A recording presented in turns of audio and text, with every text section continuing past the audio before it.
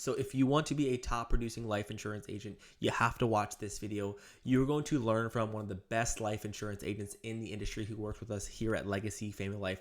Last month in July, as you can see right here, he sold $71,997 of final expense life insurance all over the phone, calling and closing leads. And he's going to share with you everything that you need to know about being a successful life insurance agent.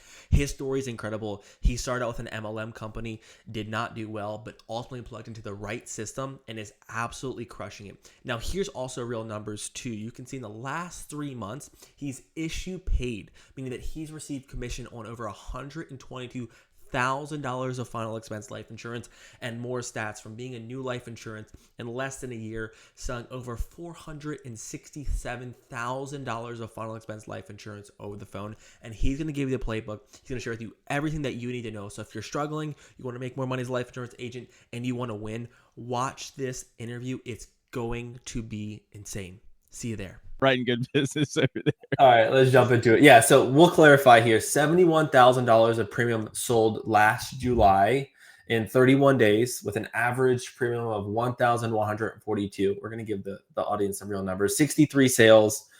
Your contact to close rate was 24%, and then it took you 55 dials to make one sale. Overall, at Legacy Family Life, you've done over 467,000 of total sales. Groundbreaking numbers, and you're also selling business that actually makes you money and actually helps the client. This is not just fake AP. You've issue paid in the last 3 months over 122,000 of premium. So there's a lot of crazy things there. A lot of people aren't doing it, but I first love to understand your process. So for an agent that's learning, like, how are you doing this? Tell me a little about Blaze, what your process is of selling. So how did you find a way to sell $70,000 in a month? Walk me through that. Yeah. So, I mean, first of all, I think it comes down to having good quality lead flow.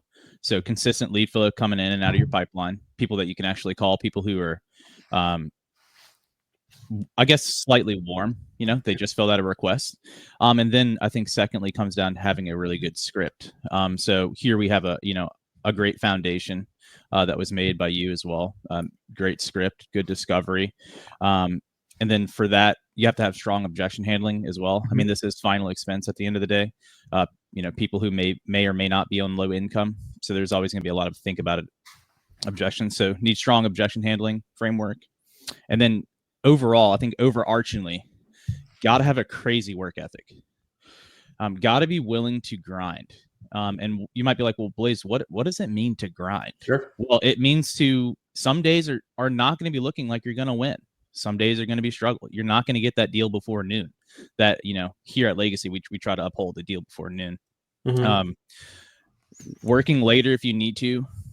At the end of the day, just doing everything possible to hit that goal that you have set for yourself. So for me this year, I didn't have a $500,000, year-to-date goal. But what I did have a goal was that I was going to try to be the best possible, for myself, and ultimately pave a way for what an agent can be here. And so for me, I think that was about $40K a month was what I wanted to average. Absolutely. You're constantly doing the 40K above 50K, per month. There's a few things. You talk about the warm leads. You're talking about a good script foundation, objection handling, which I think we're going to dive into. I think that's one of the strong things that I think a lot of people can learn from you is like your lawyer approach when it comes to objection handling, and then ultimately having a really, really strong work ethic, which you continue to do. You sold 5 policies the other day. You're working late. So people can learn from that. I want to break down a few things before I kind of go into the broad picture. When it comes to, like you talk about lead quality and warm leads, you were at a previous company you have to share with, why do you think you weren't able to do like $50,000 or $40,000 in a previous IMO that you work with? Because there's people that are probably like you, Blaze, that like have the foundation. You came in here with a great foundation, but didn't have the right like process. And you probably were like beating your head. So what were some things that you struggled with that you wish earlier when you first got started as a life insurance agent? And also talking about the importance of good leads. Yeah, absolutely. So I think, and with the other company, we'll keep their name out of here, but I think for me, it was a training, the lack of training. Okay. I mean, at the end of the day, I was brand new to life insurance. I had no idea what I was doing. So I was looking for a mentor, someone who could train me, someone who knew exactly what they're doing.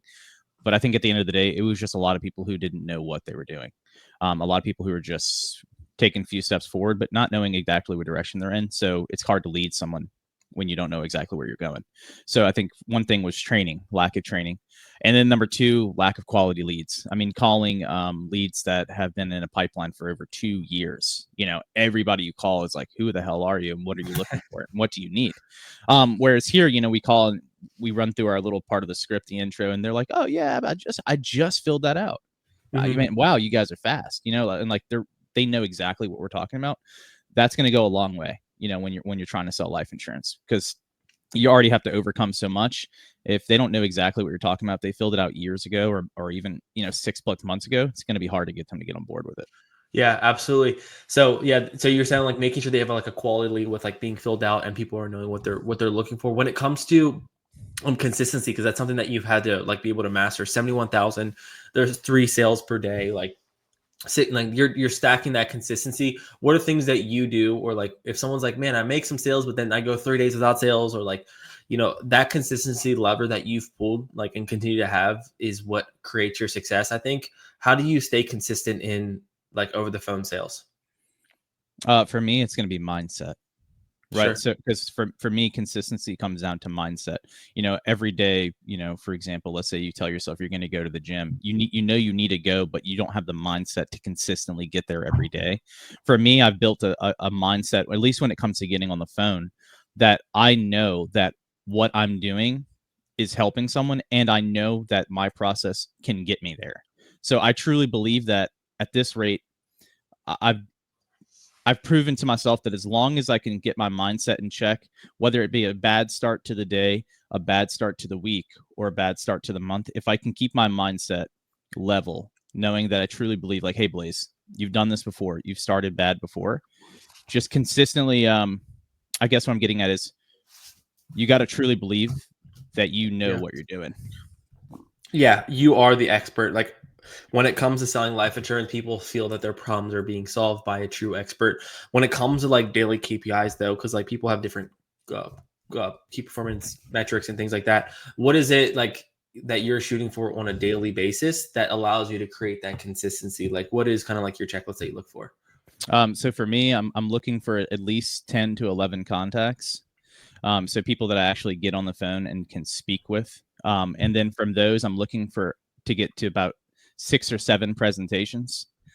So that's going to be like, speaking to them with 15 minutes, getting into numbers and things like that. Yeah. And then looking to close about 50% of those. 50%. So typically is going to lead for me, for my numbers, about 3 deals a day is typically what I'm aiming for. Yeah, 3 sales. So basically you're breaking down, if you have 10 contacts, you do 6 presentations. That means you have a contact to presentation rate of 60%, meaning that 60% of the people that just pick up the phone, you're going to turn into a presentation. And then 50% of those people that you turn to a presentation, you're going to close. And that's three sales. Or sometimes, like you have the other day, you had 100% close rate. You close more. So that is crucial. When it comes to knowing your numbers like that, do you think that was something that you obsess about, or like what are your non-negotiables that help you get to those goals?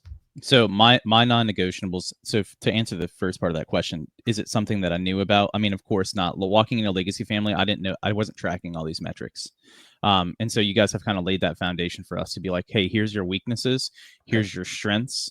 These are what we need to work on. This is what we can put to the side. You're good on that. And so that's allowed me to focus. I've had months where I was really good in the intro. I was getting people into presentations, but I wasn't being able to close them. And so I could work on my close rate. Or maybe a week where, Blaze, you've only gotten 10 contacts and only 3 of those got into your presentation. What's going on with your intro? Where's your tonality at? Why aren't people coming with you? So tracking metrics, these specific KPIs are going to be super important for you to progress as a new agent, or even as a professional who's been doing it for a while. If you're not doing that, you're only doing yourself a disservice. And then what was the latter part of your question? Tracking your numbers and then your non-negotiables. Like, what do you do when you're, like your non-negotiables that you set for yourself? So my non-negotiables are going to be at least 8K of AP a week. That's the minimum I'm looking for. A goal that I have in mind would always be 10 to 12, if more.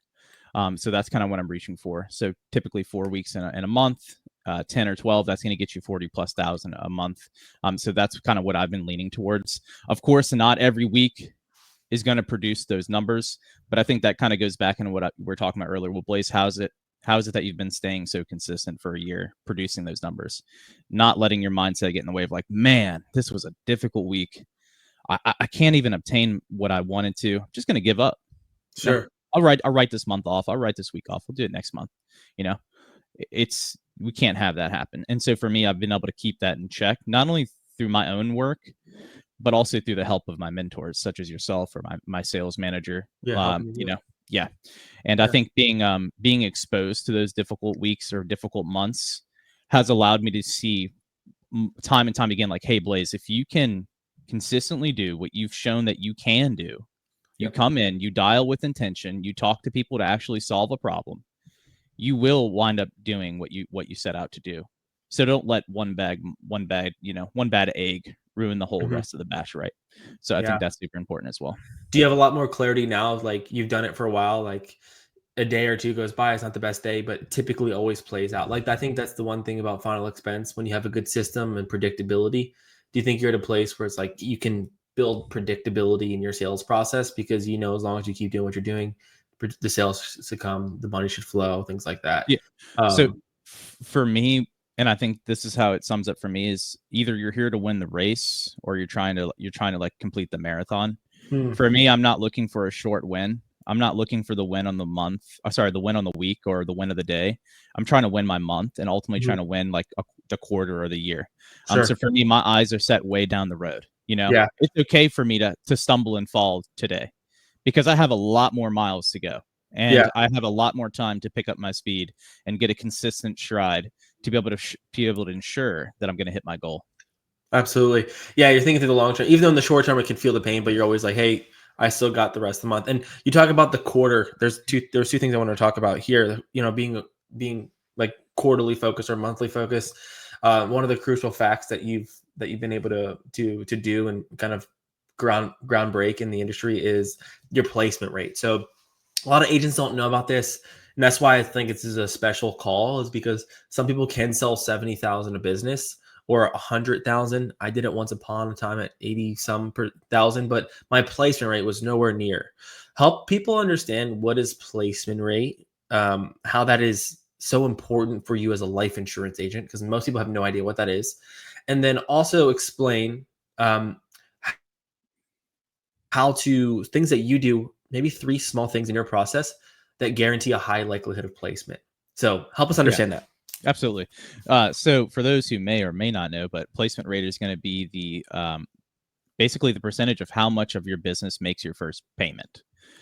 So for example, I mean, if you sell $100,000 of life insurance with a 75% placement, 75,000 of that has gone into business.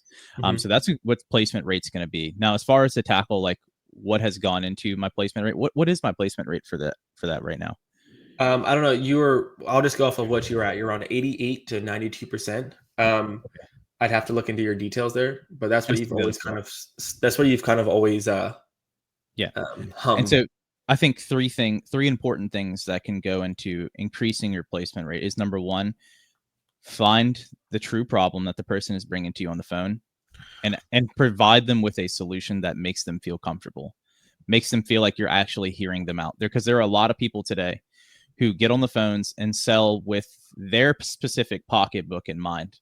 And for me, I don't usually think about that. I'm thinking about how can I truly help this person who has a dire need, and ensuring that their family's taken care of, and we don't have to have anyone be burdened by whatever it is that they're worried that their family's going to go through.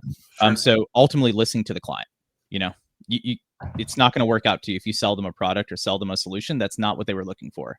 Whether that be overselling them or underselling them or getting them into policy that's not helping them, that's going to be a chargeback. Number two is going to be trying to make immediate business. So some people might not be like, what's immediate business? Well, making their payment today, ensuring that we're not pushing out payment dates a month in the future, or someone told you that they just got paid yesterday, but they want to set it out until next month, tackling those problems. I have no issues with being like, okay, Peter, I know you said you get paid on the 3rd. I mean, today's the 4th. I mean, kind of fill me in. I mean, how would you be able to afford this next month if you just got paid yesterday? And if I can get a true solution to that, they're like, if I feel like they're being honest, they have a real reason as to why they want to push it out. Okay. I might make a decision on whether or not I'm going to do it, but make sure you're tackling those types of questions. Some people might just run over and be like, yeah, no worries, we'll push it out 2 months. That's fine with me. That's not going to be the case here. Because if I'm putting them in a position where it's not going to help them, this goes back to what I said at the beginning. If you really can't afford this is all fantasy at this point. This is just a feel good moment for the next couple hours that you feel like you got it taken care of. But next month it charge backs and you're in the position that you were when I first called you. Yeah. With no life insurance. And then number 3, I think so immediate business, making sure you're putting a solution in place that's good for them. True problem. And then third, if I can pick one, would be making sure that, goodness gracious, I think those 2 are pretty important. How about the end of the call? Talk about the end of the call. I think that's one thing that you're not thinking of that you do phenomenally. Yeah. So I think wrapping up, what we call wrap up and tie downs is ensuring that you make sure you ask your client, like, hey, Peter, I just want to make sure, if you can promise me here, will you make sure that this $30 is going to be in your account on X date so that we can make sure that your daughter is always going to be taken care of? Can you make that promise to your daughter as well as me as your life insurance agent that you will always have this taken care of? Getting those small commitments from them just allows them to know that, hey, this is actually real. This is actually happening. We haven't gotten a commitment from them probably at that point for another 30 minutes because we had to go through an application. This is those other commitments that we need from them as well. And then secondly, making sure that they write it down. For those who are like goal setters out there, how many, people write down their goals and you're like, okay, since I wrote it down, this is actually coming into place. I need to do this morning. I got to fold my laundry. You get up and you probably make it happen. It's more likely to happen when you write it down. So make sure your client's writing down, this is your due date, Peter. This is how much is going to be due. This is what the company's with. When they have that piece of paper and they get off the phone with you and they look at it and they go through it, they're like, wow, this is actually something. This is happening. So I feel like for me, it's more likely to them that they're going to keep that business. Yeah, absolutely. You're setting clear expectations with the writing down. You didn't sell $70-some thousand and like you pull the wool over the eyes of people. Like everyone leaves that phone call with clear expectations, when the policy is going to start, when the payment's going to kick in. And that's what I think allows you to have that great execution of a high placement rate. When it comes down to, I think one of your sales mastery skills that I wrote down here was going to be your objection handling.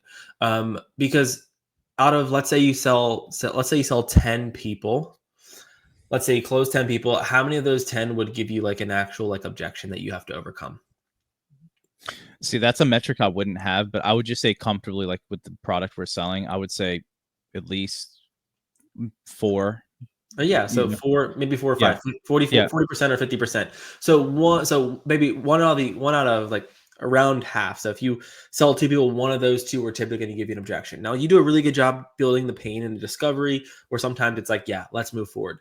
But the selling doesn't really start until you get that objection. When it comes to like listening to, maybe other agents or being an experienced agent now, what are some common objection handling problems that people, probably agents, might have that would prevent them from selling $70,000 in a month?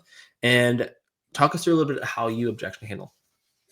Yeah. So when it comes to like being able, what other agents may not be doing in their handling of objections that I may be doing, is that I feel like for me, it's more of, we do like a looping of 3 times. So for those who not, making sure we're getting the smoke screen out of the way.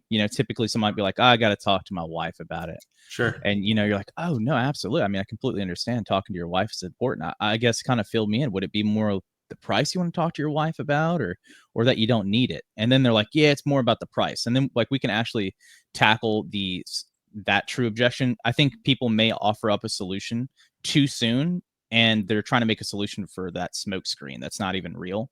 And then you kind of start fumbling over that. But for me, I think for me, I'm more of a logical objection handler. And I think for me, Peter, it's kind of hard for me to explain that versus like maybe going through it. Like, so yeah, if we were to like go through it, for example, like you broke down. So what you just talked about there is that you dive deep, right? You kind of like keep diving, because a lot of objections don't make sense. They just told you, if I die, my wife's the one paying for my burial expenses. She doesn't have money. She's on disability. So then I tell you like, hey, like, well, it's not so much the price. I just want to like, like you isolate it. I'm like, well, it's the price, and then you basically overcome and say it's not the price. And I'm like, I don't really know, Blaze. I just need to think about it. I just need some time. I got you, Peter. So wanting to make sure is it more or less like you want to go over some like prices, or maybe you're not sure you need it? That's why you need that time to think about it. Yeah, just the price, Just the price. Mm-hmm. I got you. Okay. So do you feel like this is a solution for you, Peter? Do you feel like this could be something that would solve your problems? Yeah, I would say so. Okay. And do you feel like that 30,000 for $80 a month, is that truly something that's comfortable and affordable for you, or would that kind of maybe take food off your table for your Good family? job. Yeah, it's all right. I mean, it's not bad. Okay. Well, Peter, I know how earlier, you told me specifically, like, hey, Blaze, I want to make sure and ensure that my daughter is never having to come out of Mm-hmm. pocket for my burial expenses like I did for my wife 3 years ago. And also ensure that she's never having to go through that grief that you went through recently. So if it's okay, I would like to make a suggestion for you. Is that fair? Sure. What is it? Okay. So, Peter, my suggestion for you would to at least start with that beginner option of the 15,000. Going to be more than enough money that your daughter will ever need to ensure that you can properly get buried, and probably still leave around 2 to 3,000, because I know you said, well, Blaze, I'd like to leave her something. Now, in the future, if you feel like you would like to increase your coverage, that's 5 to 10 minute phone call. We can always get you more coverage than what you start with today. But at least you are going to be leaving this phone call knowing that as a father, your daughter is going to be taken care of. If you were to pass away tomorrow, she's not going to be in financial jeopardy like you were months ago when you know who passed away. Do you feel like that would make you feel a little bit better having something today and no longer waiting anymore? Yeah, I guess. But like, here's the thing. Now, this is where your mastery comes in. Like, yeah, I guess that does, but I still need to think about it. You don't have to role play it, but like, what do you do then? Because a lot of people run away from this conflict. Like, how do you sit in that pocket? Like, when do you know? Like, what is your process there? Because Well, at that point, I mean, we're one call closed, so I'm just gonna stick it to him. And what I mean by that is like I'm just gonna use you said statements all the time at this point. You know, so if yeah, he were to be like, well, Blaze, I mean, that does sound fair, but I mean, again, I don't know. I just want to kick the rocks around on it a little bit. yeah, Then I'd be like, well, Peter, I mean, I guess I'm just kind of confused here. I mean, you told me that this is something that's been on your mind day in and day out since 6 months ago when your wife passed away. mm-hmm. This is something that you came in today knowing. I think even earlier you told me that this is something you're ready to get taken care of today. And here we are with a solution for you, and you're still wanting to back out of it. So please just be honest with me, Peter. What truly is holding you back from actually getting this solution taken care of? Because you told me yourself, your daughter is not going to have this in place. She does not have the money to come out of it. And you already know what it's like to have to do that for someone. It's hard during the time of grief to have to worry about money on top of a loved one passing away. Yeah. So with that being said, do you truly, again, is it more or less you can't afford it, or you just not trust me here? And you're just shooting them so straight. Yeah, I just shoot them so straight because, and this goes into the placement thing. Good. This goes in the placement thing. If I'm sitting in the pocket where most people aren't, or if I'm getting deep where most people don't touch, I feel like I'm truly getting to understand who this person is, and what type of buyer they are. Someone who's always got cold feet, always backing out the last moment. If I can't comfortably get you over the hump to get a commitment from you, and I've gotten this deep with you, I am more than satisfied walking away with the W of knowing that while I brushed up on my objection handling, I got super deep with them, I could not get them to get over.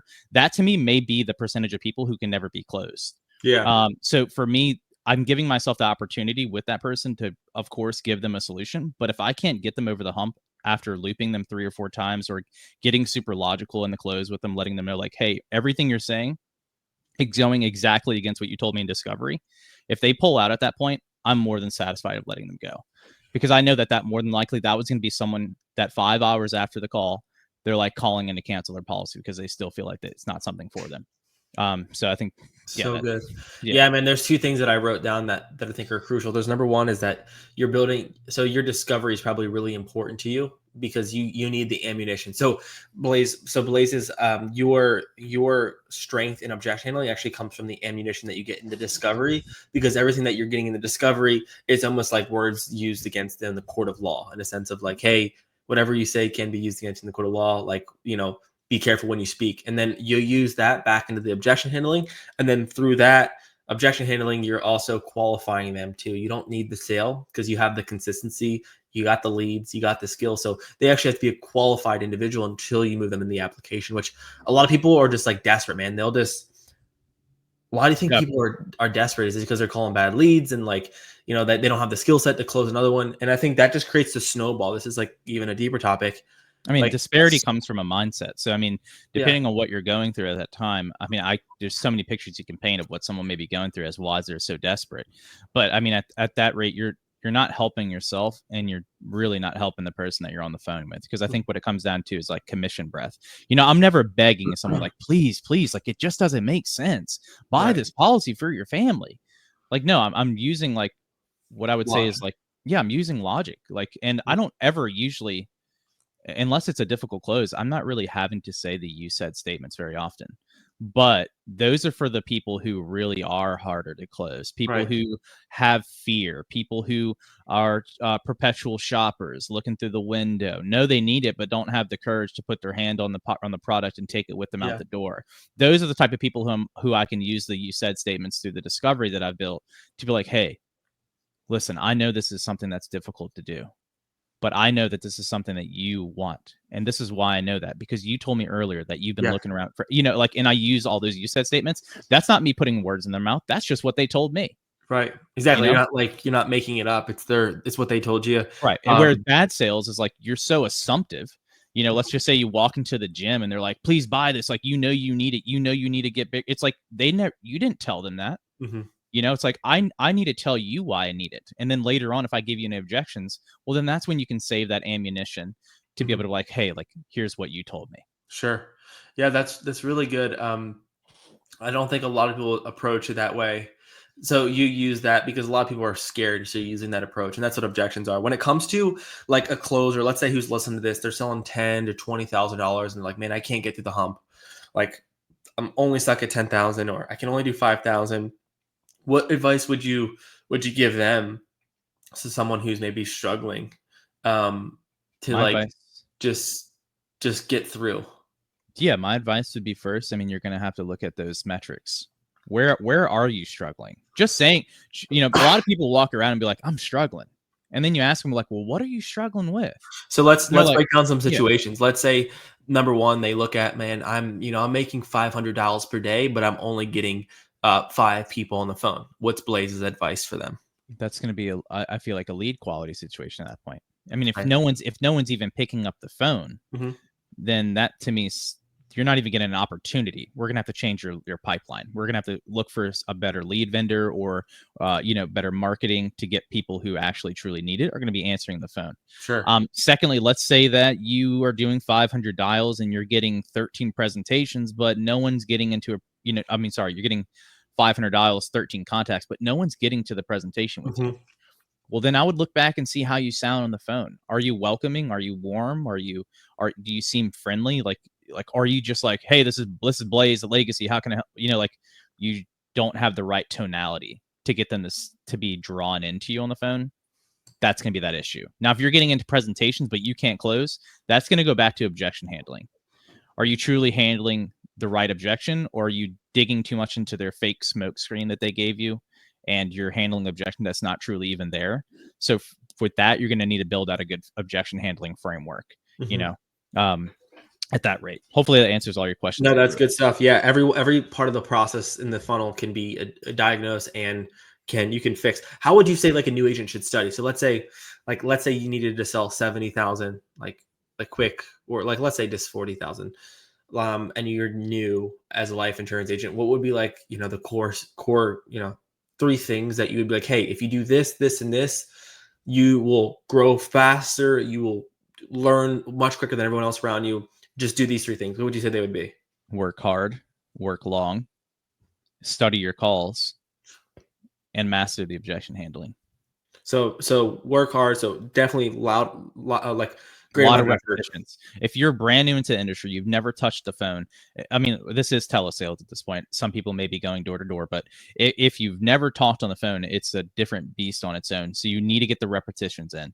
I mean, you got to get the repetitions in. You got to get that out of the way. And for example, here at Legacy, 90 days, head down, work hard. It takes that long for us to get built up.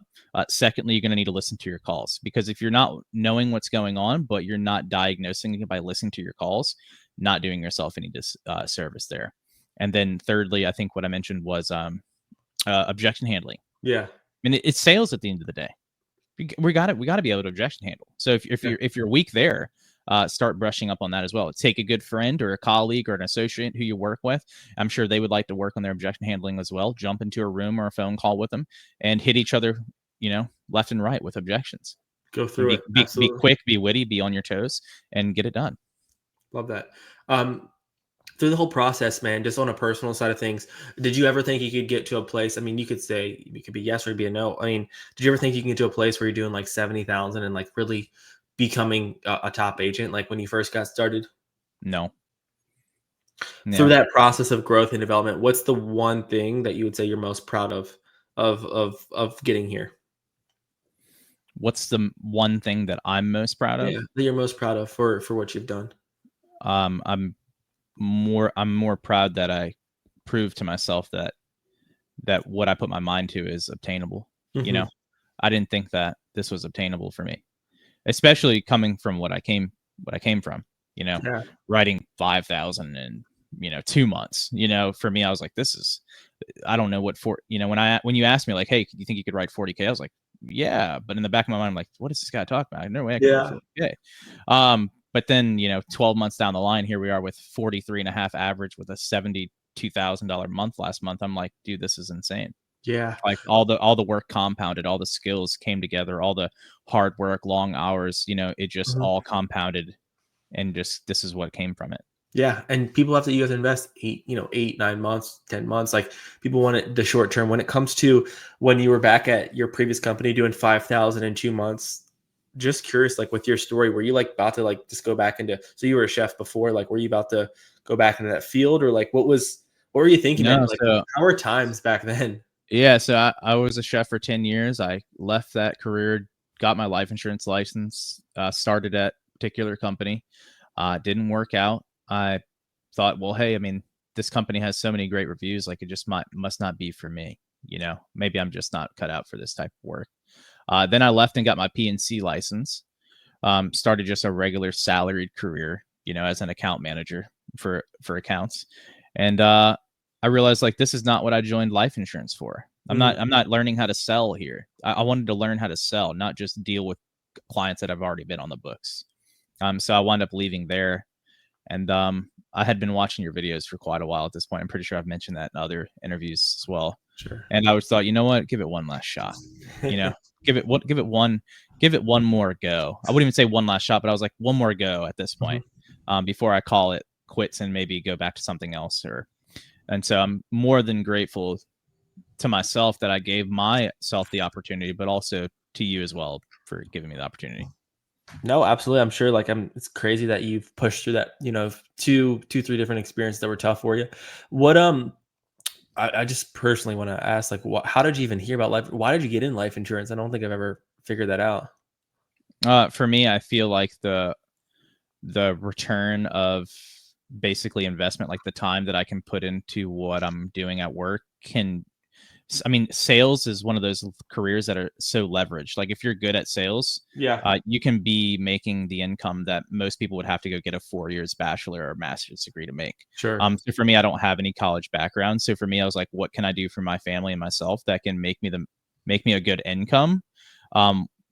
And so I think sales was allowed me to leverage that. So I think life insurance was the first thing I was like, okay, I can do it from home. I don't have to go down to the dealership for car sales, or I don't have to, it's a remote, so I don't have to go knock on people's doors and put myself in their homes or things like that. I felt like there was a lot of good things about it that I was happy about, where other sales, most is door to door, roof, solar, cars. You got to go to a specific place. Yeah. Whereas here, it's like I'm working on my computer. Yeah. Which is cool, man. And would you say at heart you're more introverted or like extroverted? Where like, what best describes your personality type? Because that's also like, yeah. So for you, for me, like being introverted is like taking every opportunity to go talk to introvert is going to be like, dealing with oneself, like not really willing to go out and socialize. For me, I mean, I'm kind of right in the middle. Sure. I'm not like dying to go out on a Friday night or go out with people or like, deal with a group of people. But one thing that has changed for me while doing sales is that I've become more extroverted. Yeah. I could see myself now doing the things that I would not do before. Going up to a group of people and being able to be more confident, be able to like, be the person talking. Like for me before, I was like never that person. Yeah. Whereas like me, I feel like I can own the room at this point. I have a lot more confidence on my shoulders. Yeah, dude. So I've become a little bit more extroverted, but deep down I'm still Blaze who likes to be to himself.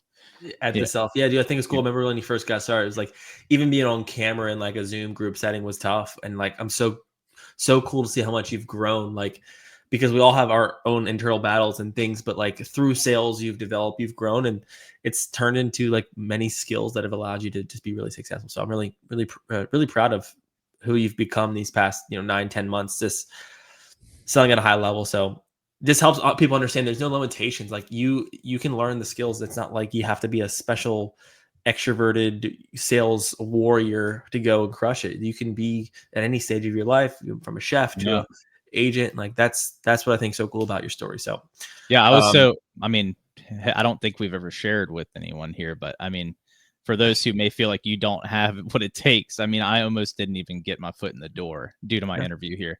So just to show, like, I wasn't ready for sales at that point, but I was given the opportunity.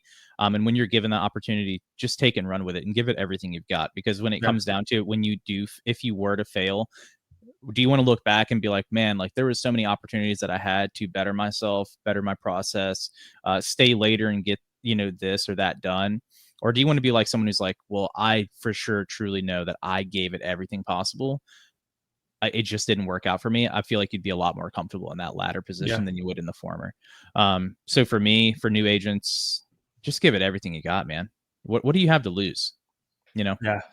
We're not saying it's going to be easy. And I think that's the one thing that I'll share with the community. It's the reason I decided to move forward was because you previous role worked 10, 12 hours, 14 hours at your previous companies. And I think a lot of people want the results. They want the 70,000, but aren't really truly willing to truly go through the grind of the phone calls, the no's, the long days, staying past 6 o'clock to take a few extra inbound calls, to close that extra deal, to show up on a Saturday. The stuff that goes behind scenes, that's crazy amount of effort. So yeah, I think yeah, I mean, as humans, like we want gratification as quickly as we can get it, and that typically goes into like we want it to be easy. And so for me, for those out there, like this job is not easy. It's difficult. It's going to take long hours. It's going to take staying late, coming in maybe a weekend here or there because you're not where you need to be. But once all of that compounds down the road, there's been many weeks where I've had 12,000 by Wednesday.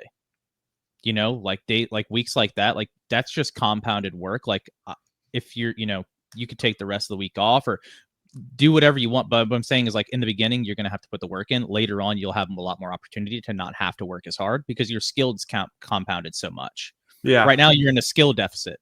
And so to make up for that skill deficit, you need to back it up with work ethic. Whereas later on, your skill's so high that now you can regress back on the work ethic, put a little bit less hours, but still be getting more or the same outcome.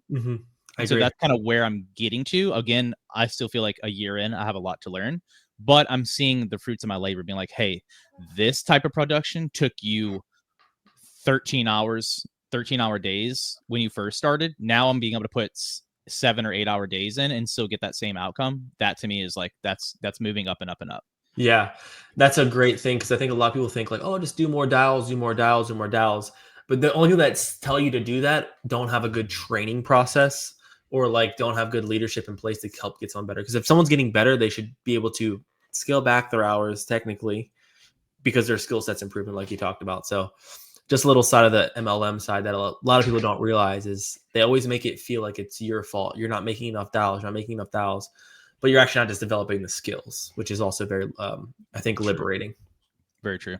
Cool. Sweet Blaze, thanks for being here. Of course. Y'all tune in. Keep Blaze. Hit him up. Blaze is gonna be gonna be there's some exciting stuff coming for Blaze in the future. And if you want to be in his circle, find him on Instagram or something. That's good. Yeah, find me on Instagram. Cool. Blaze Miller with an extra R. Blaze Miller. Yeah, Miller.